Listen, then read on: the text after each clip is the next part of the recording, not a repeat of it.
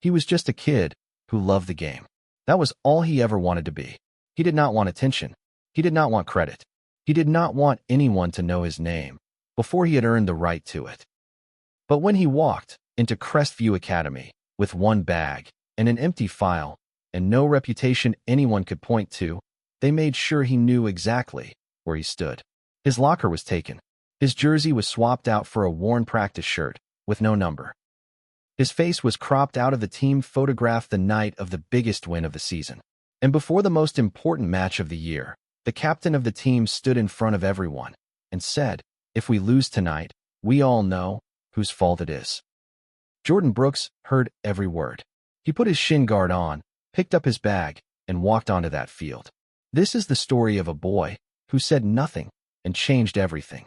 Before we continue, comment what time you are watching and where in the world you are from, and do not forget to subscribe, because tomorrow's story is one you simply cannot miss. Crestview Academy sat on 11 acres just outside a small town in Illinois, a private school known less for its classrooms and more for the soccer program that had spent 17 years chasing a state title it had not managed to win. Two teams split the field unevenly.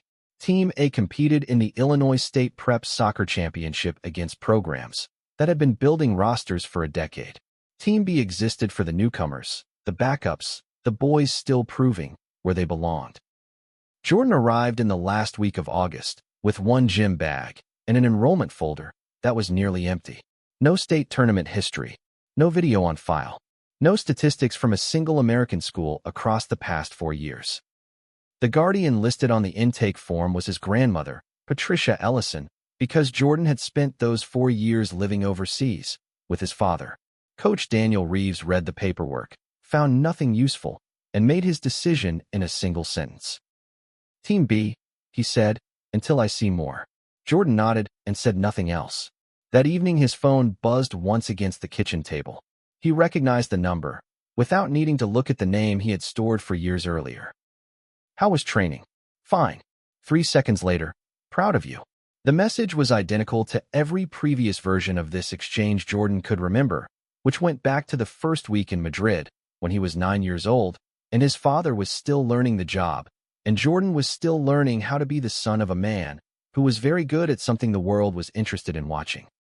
The message had been the same every time: short, warm, complete in itself, requiring nothing back.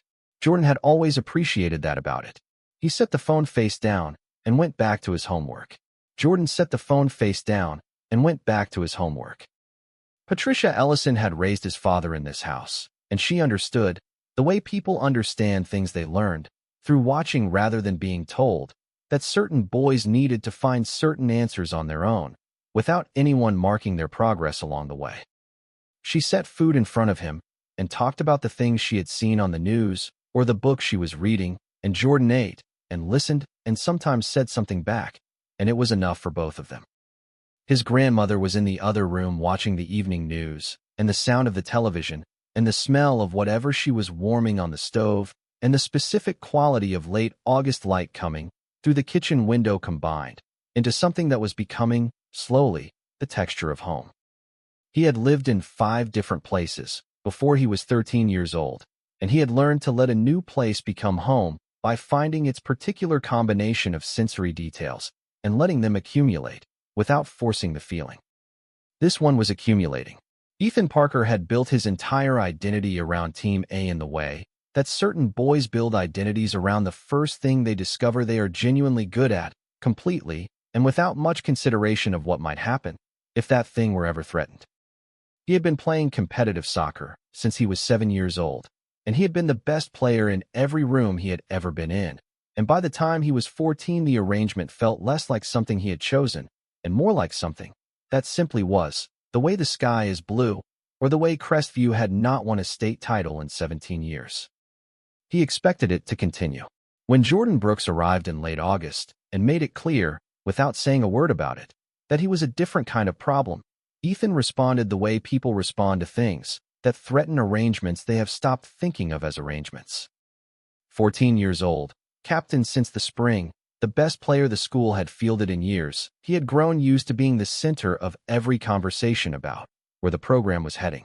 In his mind, Team A belonged to boys who had already paid the full price for it, through 3 summers of travel camps, through tryouts that cut half the room each year, through games that actually meant something. Jordan had none of that history.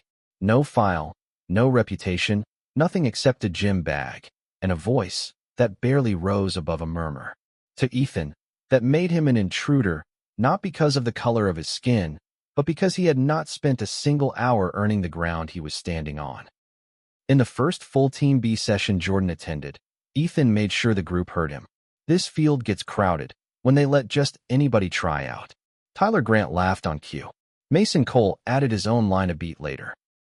Relax, he's Team B.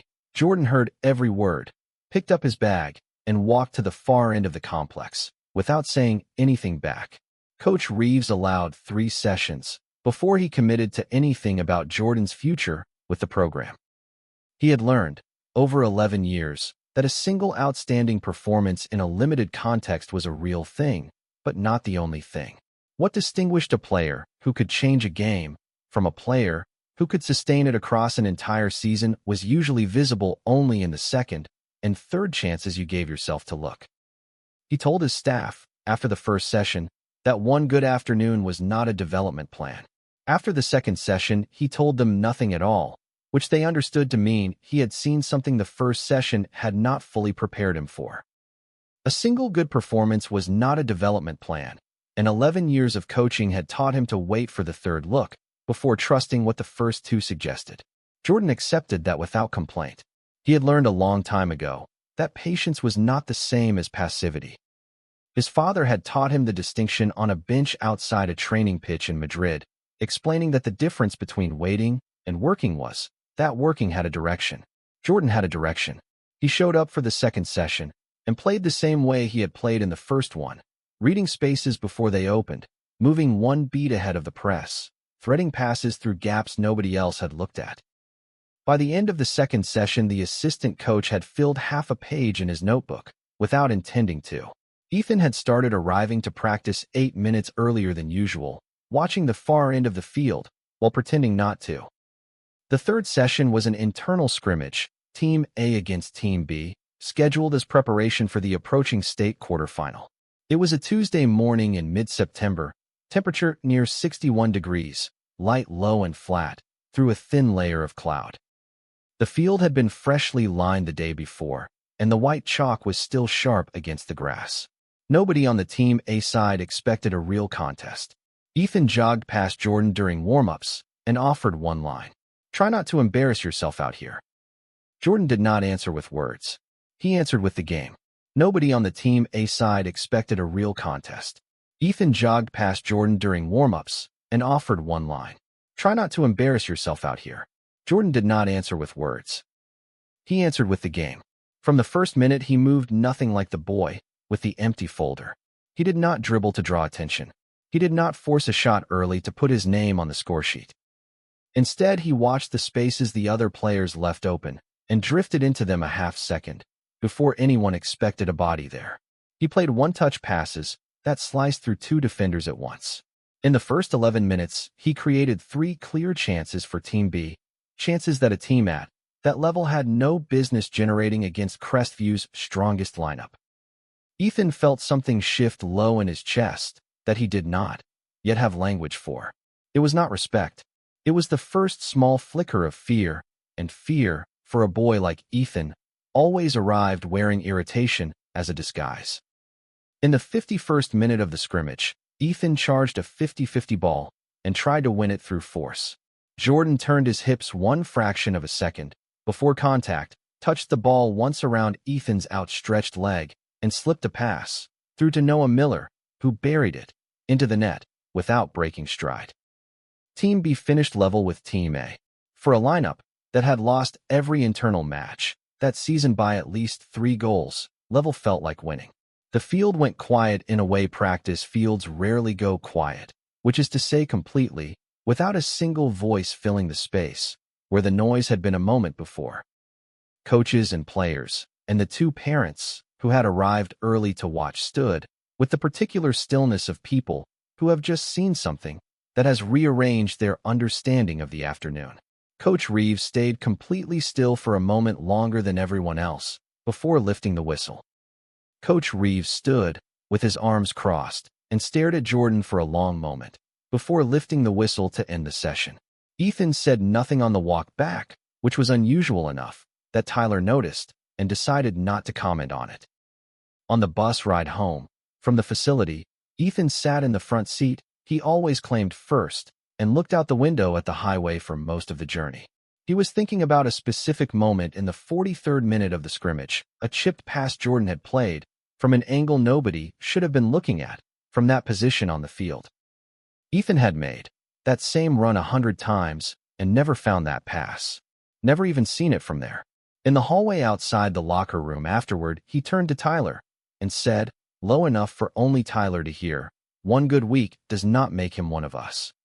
The following morning, Coach Reeves called a short team meeting before practice to announce the change formally. He kept the explanation simple. "Jordan has earned this spot," he said, "and I expect every one of you to treat it that way." A few players nodded. Most said nothing, waiting for the loudest person in the room to show them how to react. The following morning, Coach Reeves announced Jordan's promotion to Team A in time for the state quarterfinal. Most of the squad waited to see how Ethan reacted before deciding how to feel about it themselves. Ethan sat near the back, with his arms crossed, and said nothing during the announcement, which told the room everything it needed to know. The first piece appeared 2 days later on the team bus to an away session. Jordan climbed the steps, moved down the aisle, and found every seat taken. Not by players exactly, by bags placed just so, a backpack here, shin guards there, arranged with the sort of carelessness that is not careless at all. The only open space was a bench at the back meant for equipment rather than players. Jordan put his bag on the floor, sat down, and rode the 43 minutes, without speaking to anyone. Noah, 2 rows ahead, looked back once. Jordan was already watching the highway, through the window. The second piece came 3 days after that. Jordan opened his assigned locker before practice to find his numbered jersey gone, and a practice shirt left in its place, faded at the collar, missing the number entirely, the kind worn by equipment staff rather than players. Tyler was already dressed nearby. "Equipment room mix-up," Tyler said, without being asked, not making eye contact. Jordan took the shirt off the hook, pulled it over his head, and walked out to the field. He did not mention it to anyone. On the walk out, he passed the assistant coach coming the other direction, with a stack of bibs over one arm, and the assistant glanced at the practice shirt Jordan was wearing and then glanced away. He said nothing.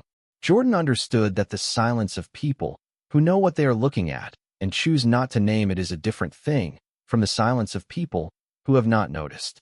He walked to his position for warm-ups and started juggling the ball and let it go.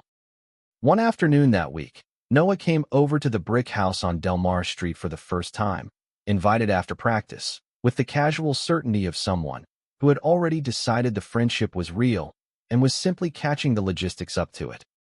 Patricia Ellison fed them both a meal large enough for 4 people and wrapped a portion in foil for Noah to take home for his mother. Sitting on the back steps afterward, while the light went orange over the roofline across the alley, Noah asked the question he had been building towards since August. "Do you miss it?" he said. "Spain, I mean. Living over there." Jordan picked at the edge of a loose piece of concrete on the step before answering. "Sometimes," he said. "But before every trip back to the U.S., my dad used to say the same thing to me. He said this country is going to ask you who you are eventually, and when it does, make sure your answer doesn't need him in the room to be true." Noah sat with that for a while. Then he said, "Your dad sounds like someone who thinks about things a lot." Jordan almost smiled. "He doesn't say much," he said, "but when he does, it sticks." In the passing drills that followed over the next week, the exclusion moved onto the field itself, quieter and harder to prove from a distance. Every time Jordan made the right run into open space, the ball went somewhere else. When his total touches dropped enough to be visible, Ethan made a point of saying so within earshot of the assistant. "He doesn't move enough out there." Coach Reeves was pulled away from most full sessions to meet with league administrators as the playoff schedule tightened. His assistant passed along the same report each evening. "The new player still hasn't found his rhythm. He had no way of knowing the rhythm was being manufactured elsewhere. One afternoon during that stretch, Noah caught up with Jordan walking toward the parking lot and asked the question he had been sitting on for 2 weeks. Why don't you just tell Coach what they're doing? Jordan thought about it for longer than Noah expected before answering. My dad told me something when I was little, he said. He said if you have to explain how good you are, you already lost the argument. Let the ball do the talking. Eventually the room catches up. Noah did not fully understand the sentence the way Jordan meant it. He remembered it anyway. He also remembered the way Jordan had said it, without self-pity and without performance, as a plain fact rather than a complaint, which told Noah that the sentence had not been said for the first time in this parking lot. It had been said before, somewhere, to someone, and it had passed from being a thing Jordan had been told into a thing Jordan actually believed, which was a different and considerably harder process than simply hearing something and nodding. The Illinois State Prep quarterfinal arrived on a cool evening in early October, temperature near 53 degrees under the lights, a crowd of 1,112 packed into the home bleachers. Jordan entered the match midway through the second half, with Crestview locked in a scoreless deadlock against a defense that had conceded only 4 goals all season. He came on cold, legs not fully warm, into a match the other team was already managing rather than playing, happy to see it end goalless. He took one touch to set himself, and then began reading the field the same way he always did, finding the lines that were not yet open and positioning himself along them, so he was ready when they opened. Within 4 minutes he threaded a pass through a gap in the opposing back line that nobody else on the Crestview roster had attempted to see all night, setting up the goal that won the match 1-0. Within 4 minutes he threaded a pass through a gap in the opposing back line that nobody else on the Crestview roster had attempted to see all night, setting up the goal that won the match 1-0.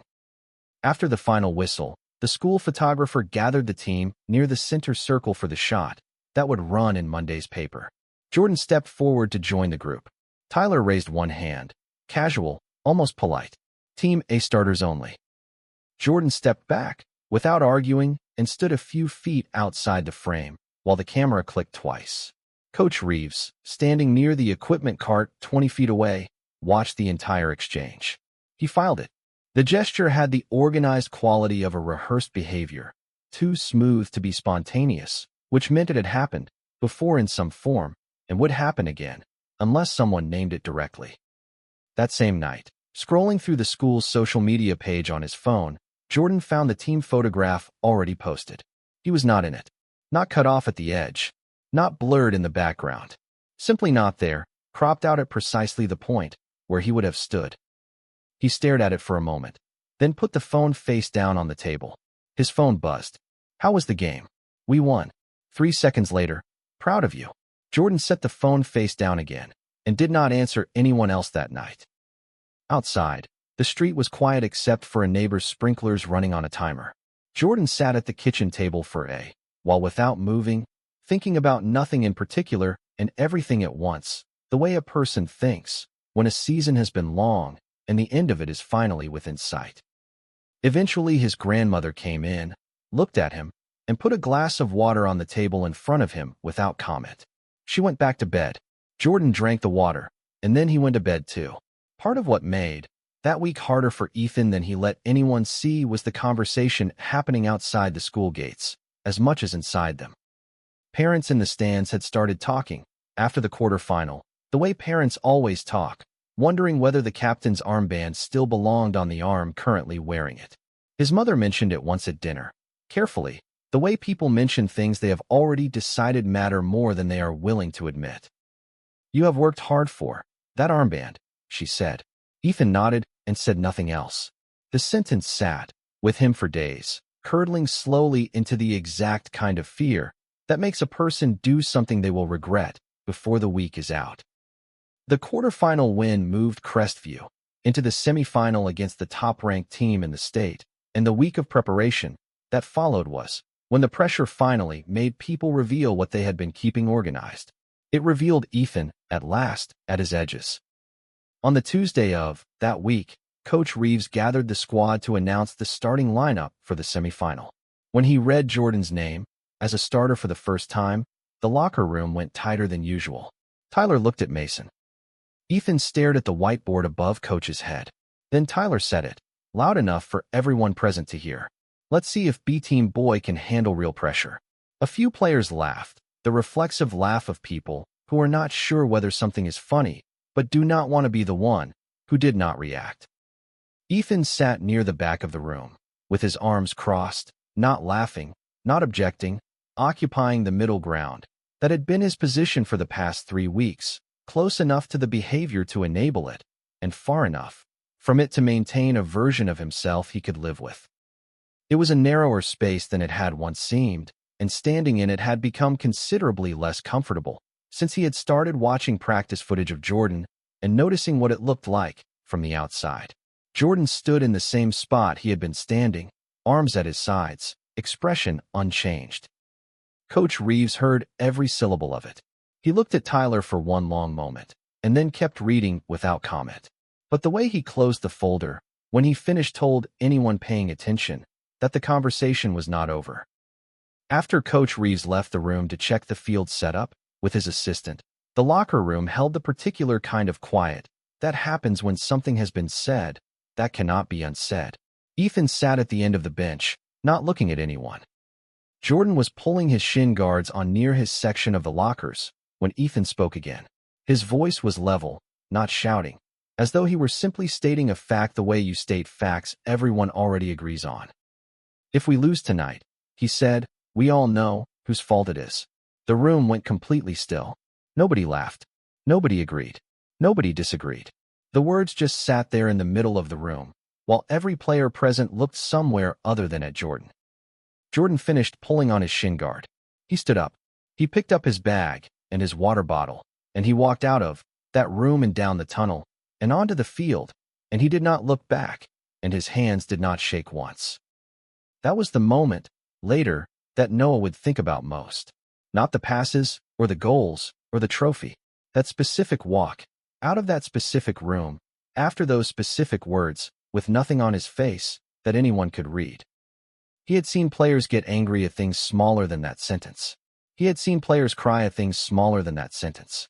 Jordan had put his shin guard on, picked up his bag, and walked toward the sunlight at the end of the tunnel, as though the room behind him had said nothing of any particular consequence.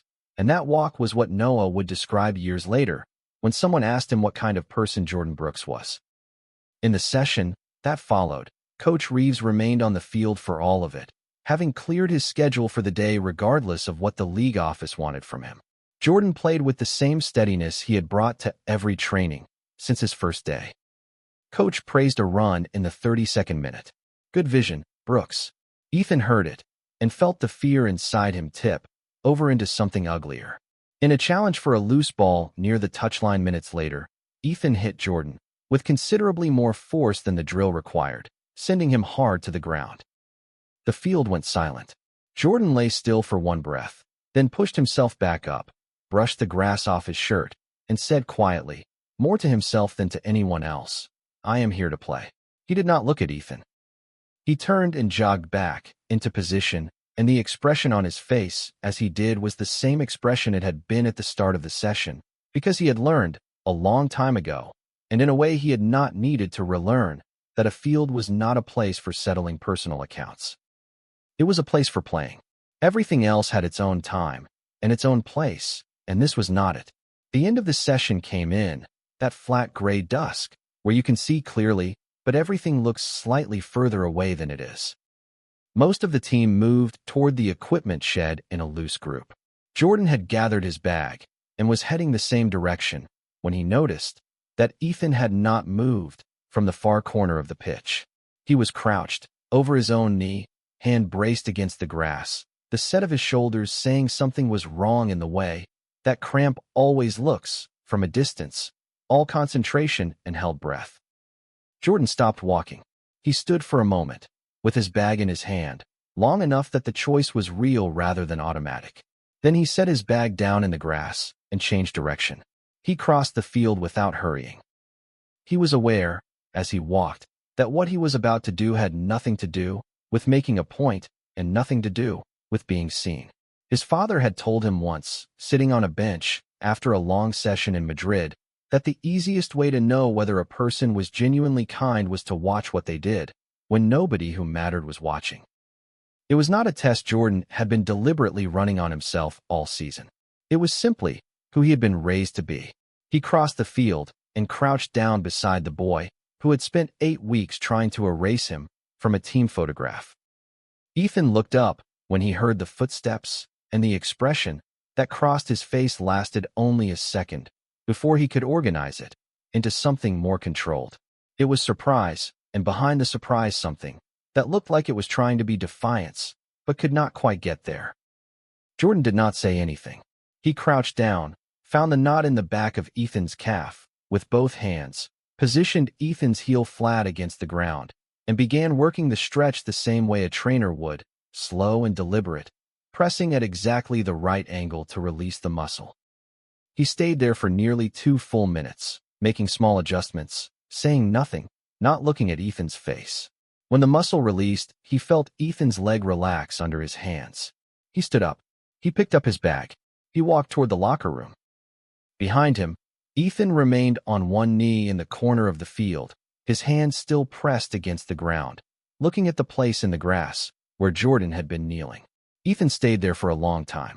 He was thinking about a boy who had spent weeks being removed from photographs and bus seats and passing drills, and who had just crossed a field to help him, without anyone watching, and without saying a single word about it afterward. Ethan had grown up believing that you measured a person by what they did when things were going their way. He was beginning to understand that the real measurement was what a person did when things were going the other way entirely. That evening, an assistant coach brought Coach Reeves the practice footage, as the safety protocol required.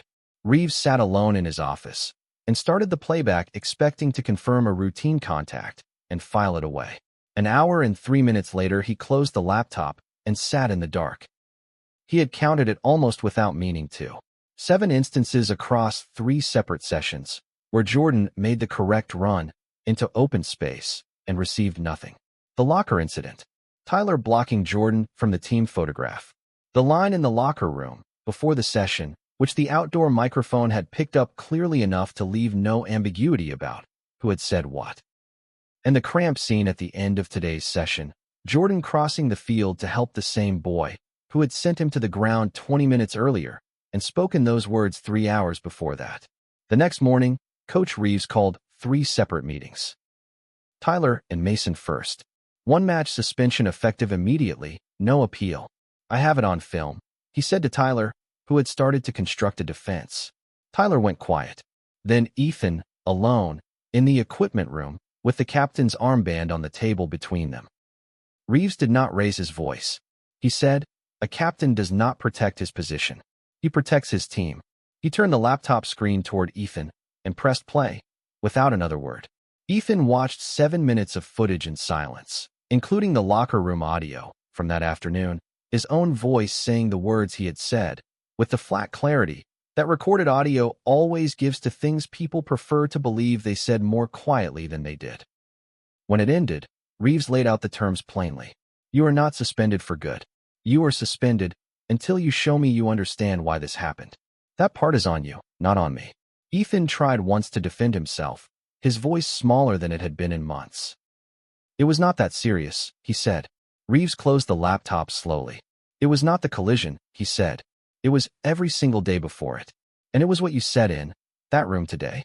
The silence that followed lasted long enough for the wall clock to become audible. Ethan walked home.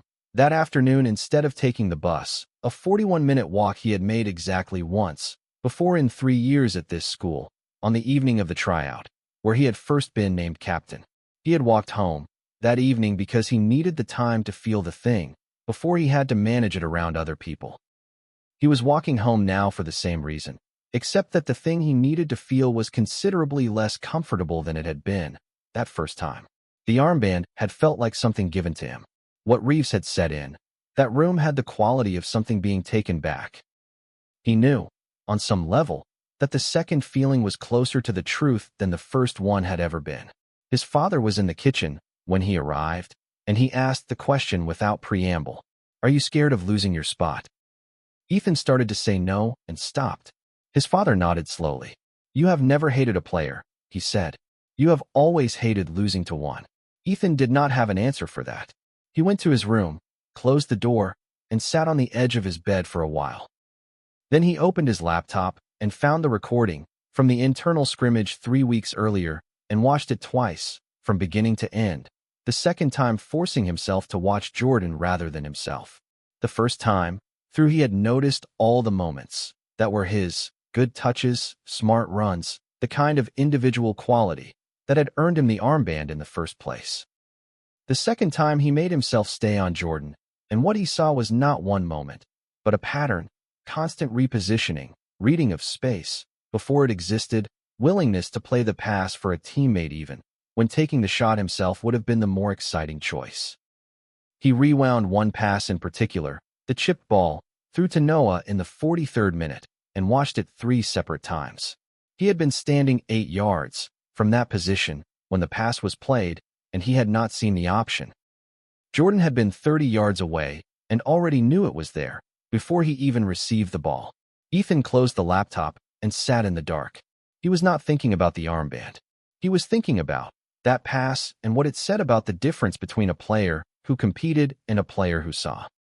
The assistant who ran the film session was Gregory Delaney, 24 years old, in his first year out of college, who had noticed certain things during the sessions Coach Reeves had missed, but had filed them under normal teenage dynamics, and had not raised them, because he was not, yet certain enough of himself to name something nobody had asked him to look for.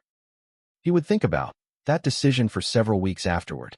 2 days before the semifinal, Ethan sat in the back row of the film session and reviewed scouting footage of the opposing defense and noticed that they planned to mark Jordan with 2 dedicated defenders throughout the match, cutting his passing lanes completely and forcing the rest of Crestview to create without him.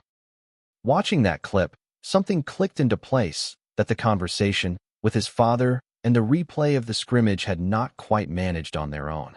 Jordan was not trying to take anything from him. Jordan was what this team needed to survive the next round.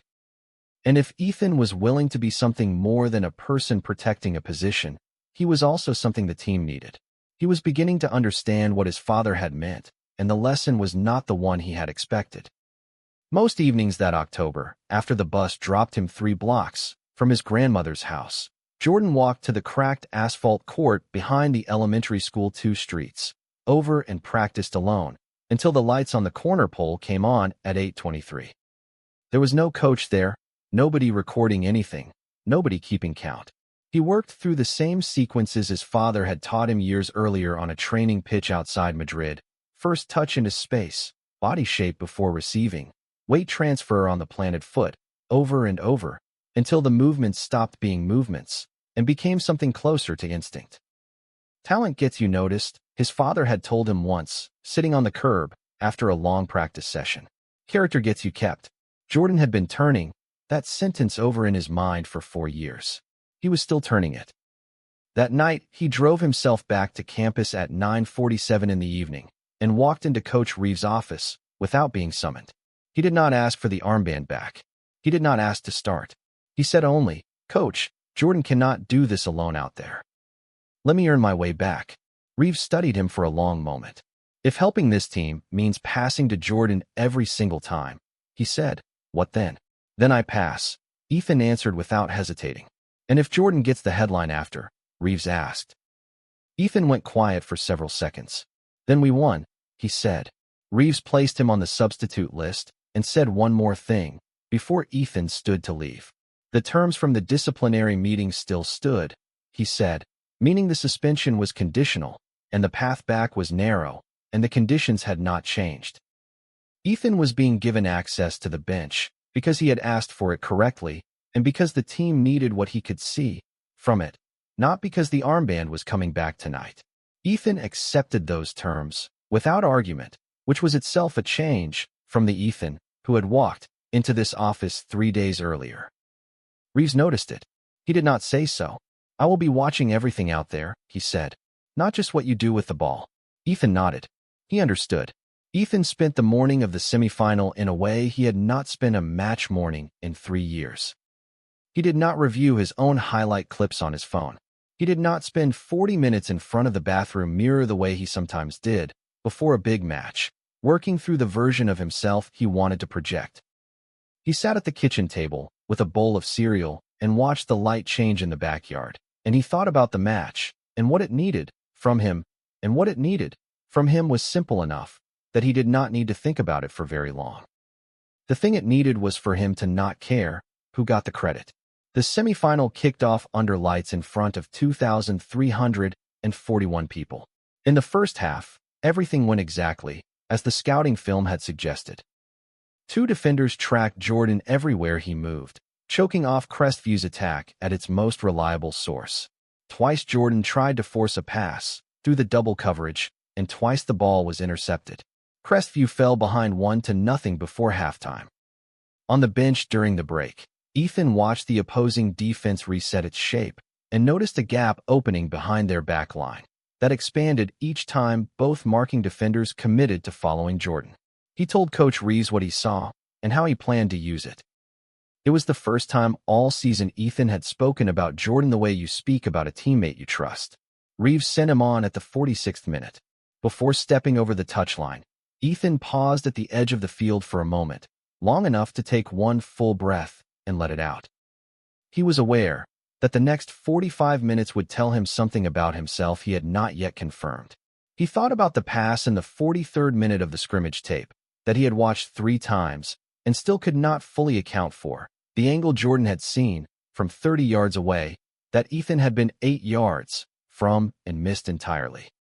He thought about the cramp and the field at dusk and the 2 minutes of silence that had rearranged something in his chest that he had not yet finished rearranging. And then he stepped over the touchline because there was nothing left to think about that thinking would resolve. He was aware, with a clarity that had been building since he watched the scrimmage tape 3 days ago, that what happened in the next 45 minutes was going to tell him something about himself that he did not yet know. He jogged over. "Find me," he said. Jordan looked at him once. "Move first," he said. 3 minutes and 20 seconds later, Jordan received the ball under pressure from both markers, held it for one breath longer than looked safe, drew both defenders 2 full steps toward him, and slipped the ball through a gap less than a yard wide to where Ethan was running at full speed behind the defensive line. Ethan buried it into the far corner without breaking stride. The bench emptied. Ethan did not celebrate facing the crowd. He turned immediately and pointed at Jordan in front of everyone who had watched them collide for 2 months. It was not a gesture for the camera. Jordan understood what it was. Crestview held on and won the semifinal in the 89th minute when Noah intercepted a clearance 30 yards from goal and played it square, without hesitation, to Jordan, who had been making the same run, into the same space for the past 4 minutes, waiting for exactly that moment. Jordan finished it first time, low, into the corner the goalkeeper had left exposed by committing early to the near post. 2-1. Through to the state final. The noise from the Crestview bleachers took a long time to fully resolve into something the stadium could contain. Ethan found Jordan in the middle of it, and they stood next to each other for a few seconds, without saying anything, both of them processing the finality of something that had been building for 3 months and had arrived faster at the end than either of them expected.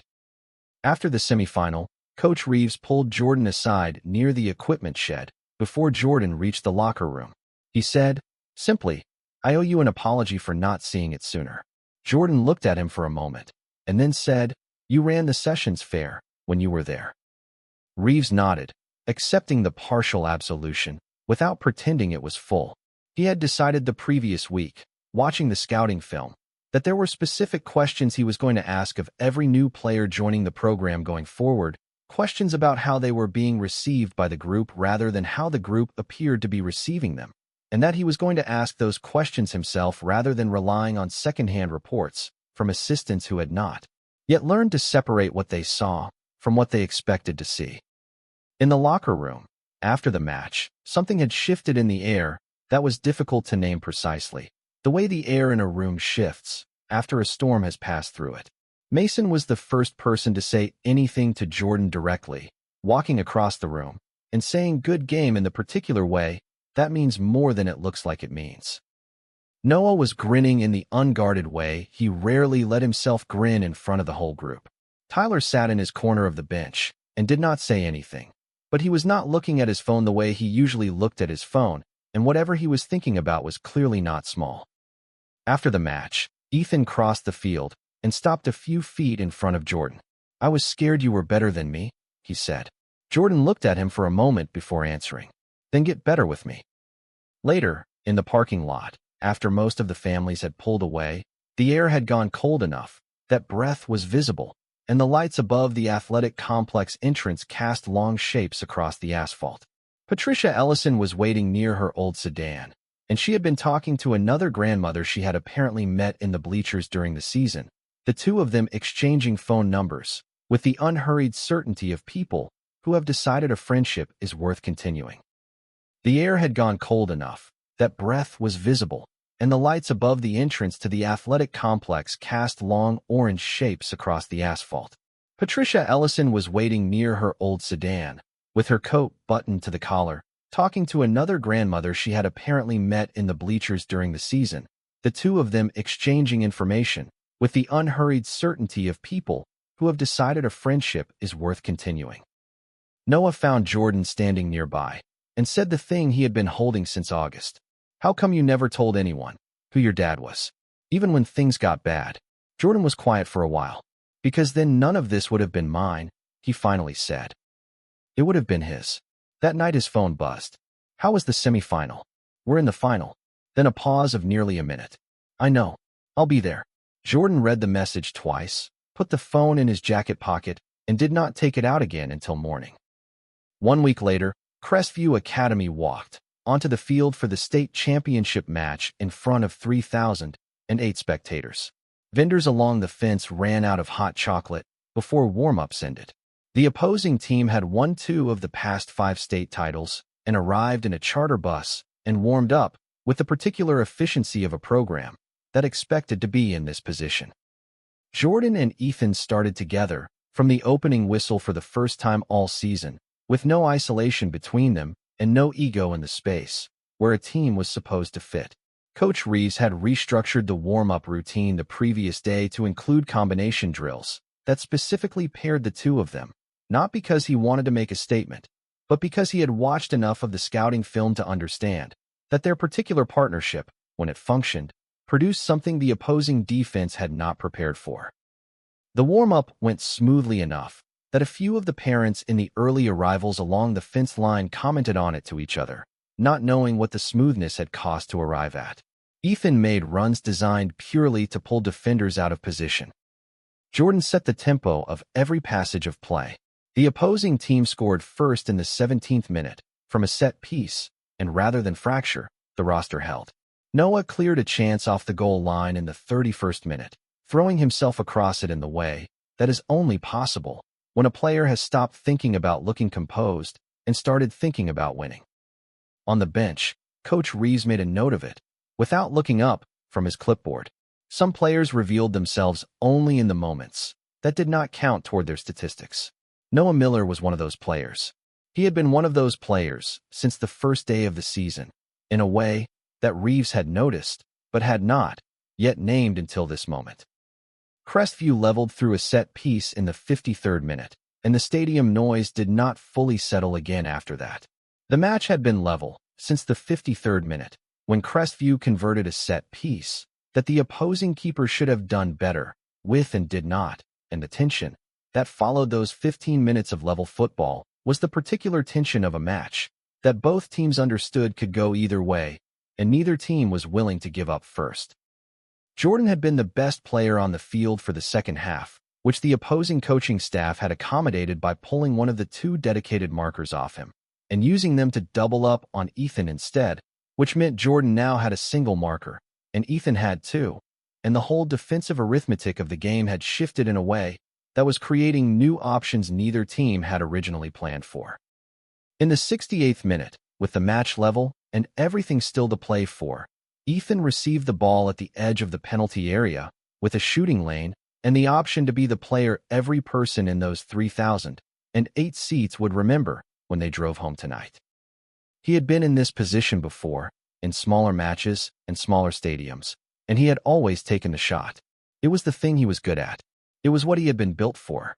Jordan was standing 9 yards to his left in a position that was objectively better, and Ethan saw it immediately, and the decision took less than a second. He passed. The decision was made in under a second, which was less time than it takes to name a thing, but enough time to know what kind of person you are in a given moment. Jordan controlled the ball with his first touch, used his second to step inside a closing defender who had committed to the wrong angle, and finished it low, into the near corner, with the outside of his foot, low and hard, exactly where the goalkeeper was not. The stadium lifted, as though the bleachers themselves had been struck from below. The bench cleared. The photographers along the touchline, who had been waiting for exactly this kind of moment, captured it from 7 different angles. The bench emptied. The Crestview players ran toward each other from every corner of the pitch. Ethan ran toward Jordan, and Jordan ran toward Ethan, and neither of them said anything when they reached each other, because nothing that could be said in that moment would have been an improvement on the moment itself. The rest of the team arrived around them, and the celebration became a single moving thing. Without a center, everyone reaching for everyone else, the accumulated weight of a season that had cost all of them something finally finding its release in a way that did not require anyone to keep any part of themselves organized anymore. The final whistle came 12 minutes later, and with it the kind of noise that takes a long time to leave a stadium. Ethan stood at midfield, with both arms raised, looking at nothing in particular, just holding the feeling of it for a moment before the people reached him. He had scored the deciding goal in the quarterfinal. He had set up the equalizer in the semifinal. He had made the pass in the final that led to the goal that ended 17 years. He was aware, standing there, that the season would be remembered for the last 3 of those things, and that 2 of them had required him to put someone else ahead of himself. He did not experience this as a loss. He experienced it, for the first time in his life, as the actual shape of winning. Crestview Academy had won its first state title in 17 years, and the field filled with players and coaches and parents and the school photographer and 2 journalists from regional papers who had been at every match since the quarterfinal. Coach Reeves stood near the touchline with his arms crossed and allowed himself, for 30 seconds exactly, to feel it fully before putting his administrative face back on. 17 years. He had been at Crestview for 11 of those 17 years. He had inherited the drought from the coach before him and carried it through 4 different athletic directors and 3 different team captains, and he had never quite stopped believing that the specific collection of players and decisions and seasons that would end it was possible if he stayed patient enough. He had not expected it to look quite like this. He had not expected the specific boy who would be at the center of it to arrive in late August with an empty folder and a grandmother's name on the intake form. He had not expected the central lesson of the season to be about what happened when a 14-year-old was frightened and handled the fear badly, and then, eventually, chose differently. He had not expected any of it. He was grateful for all of it.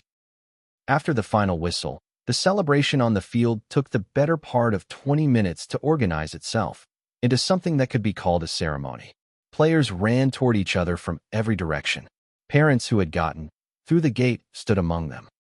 The school photographer moved through the whole moving mass of it, trying to find frames that would still make sense in the morning. Coach Reeves stood at the edge with his hands in his jacket pockets and let it happen around him for a while before beginning to look for the people he needed to speak to.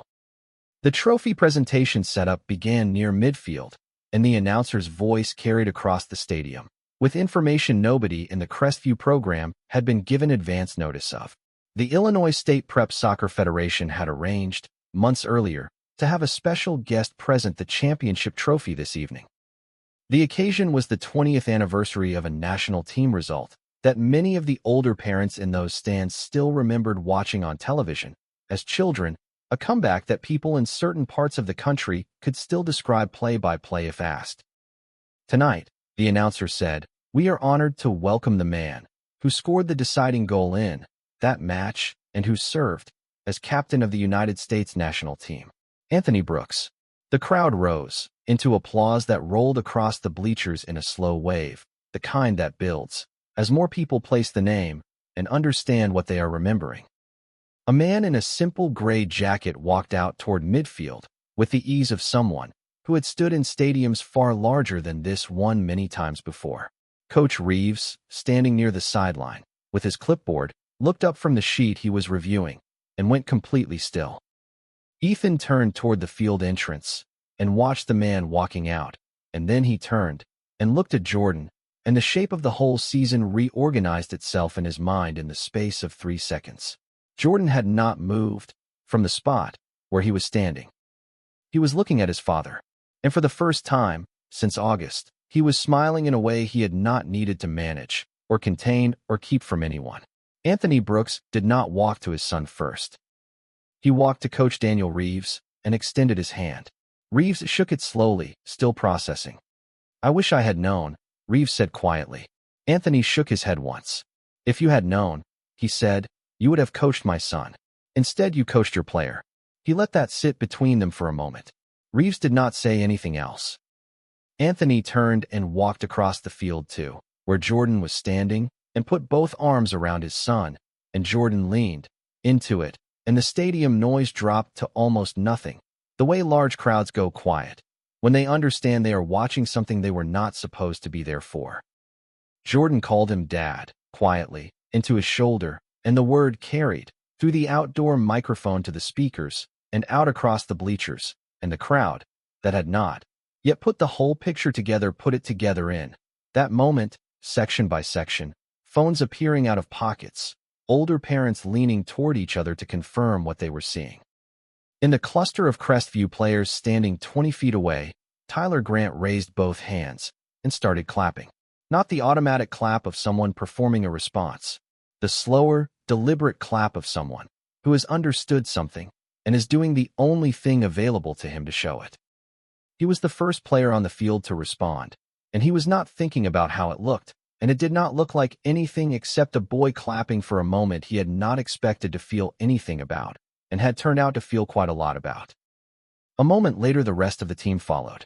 Not the automatic clap of someone performing a response, the slower, deliberate clap of someone who has understood something and is doing the only thing available to him to show it. He was the first player on the field to respond, and a moment later the rest of the team followed. Coach Reeves waited for the embrace to finish, then found Noah standing near the edge of the group, watching the same way he had watched everything all season, from close enough to see, but far enough not to intrude.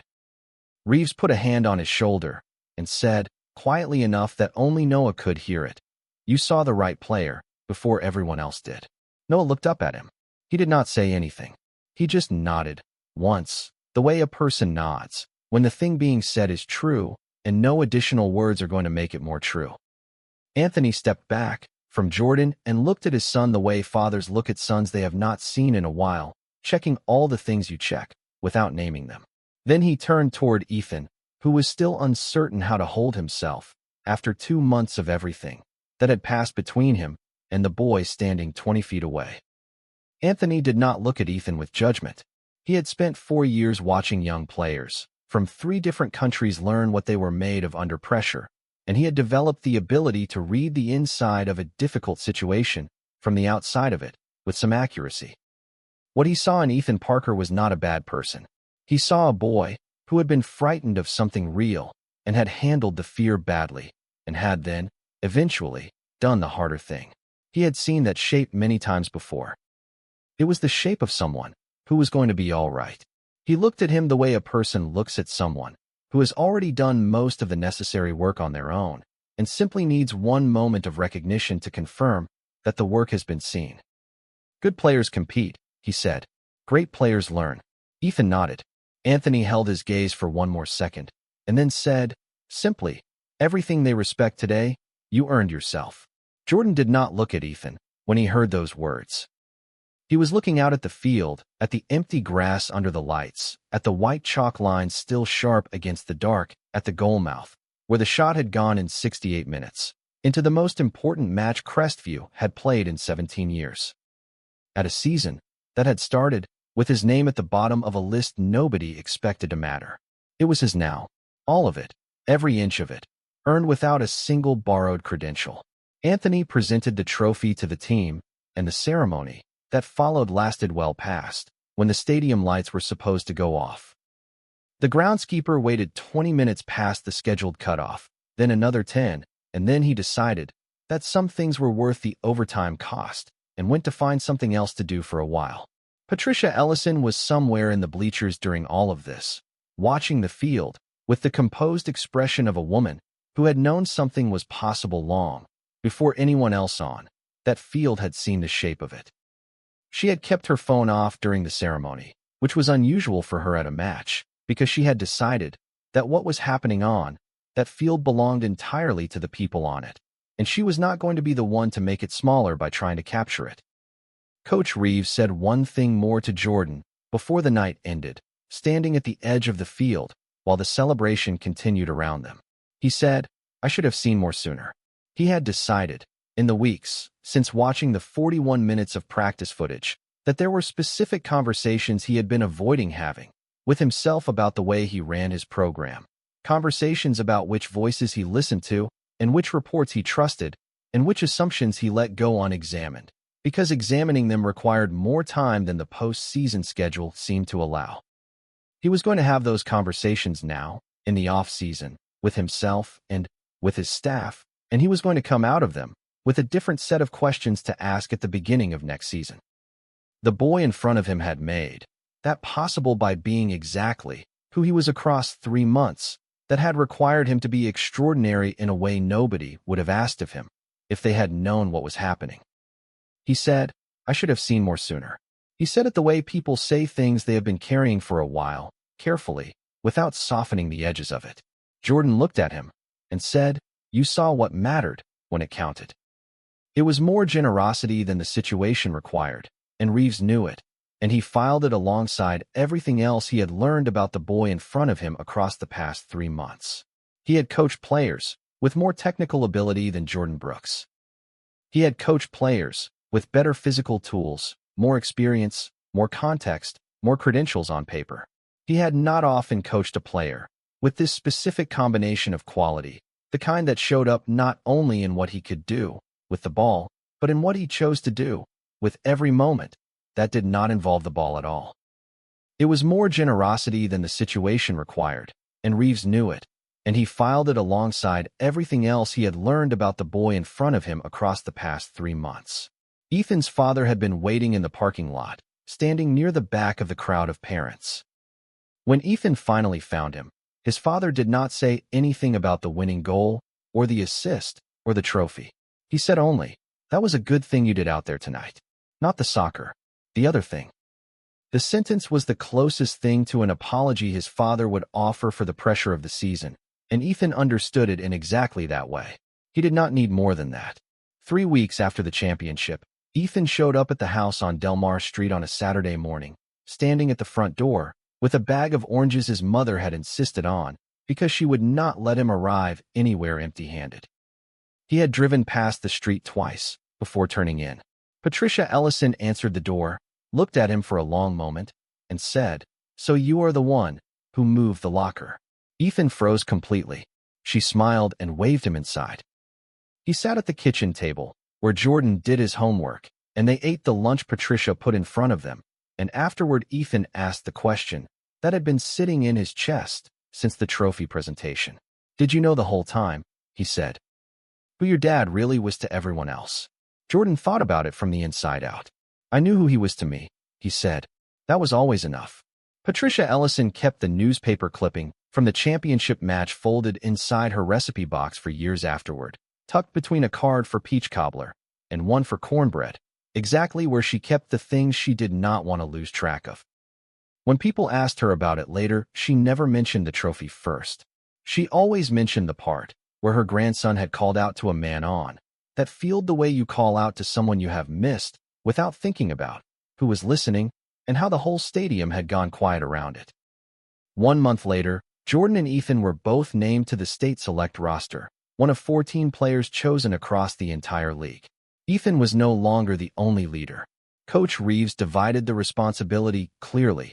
Ethan for the fire of the group, Jordan for the tempo of the game.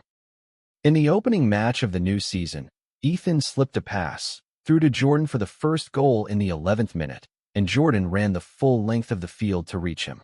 The photograph taken at the final whistle that evening showed a team standing together, arms around each other, every player in the frame. The school photographer, the same junior named Caleb, who had been at every match since September, had learned something from the quarterfinal and had started positioning himself differently at the end of matches, wider, taking more of the field in, making sure there was room in the frame for every player present. He had not said anything about the crop to anyone. He had simply started shooting wider and making sure the whole team was in it. Jordan was near the center of it, not at the edge, not outside the crop. Exactly where he had always belonged, and exactly where he had put himself, one training session and one quiet decision at a time. Jordan was near the center of it, not at the edge, not outside the crop. Exactly where he had always belonged, and exactly where he had put himself, one training session and one quiet decision at a time. Thank you for following this story. Let us know in the comments below. If this story has moved you and you'd like to stand with us in bringing more voices of truth and hope to light. And of course, don't forget to subscribe so you won't miss the next chapter. We're preparing for you.